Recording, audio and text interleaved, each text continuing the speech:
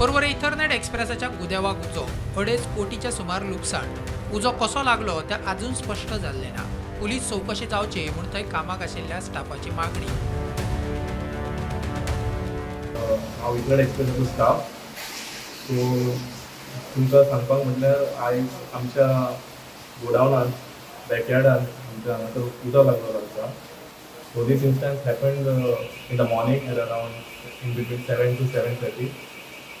सो जेन्ना आमकां कळ्ळें येता म्हणसर आमचो यूज लॉस जाल्लो almost approximately 2-3 CR 2.5 2/3. Not only आमचो फायबर डॅमेज प्लस आमचे 2 व्हेकल्सूय डॅमेज जाल्लेले आसा because of this. It's a huge loss for us. And as you know, we are in the service industry, so facing such losses and fiber damage ultimately goes to our customers also.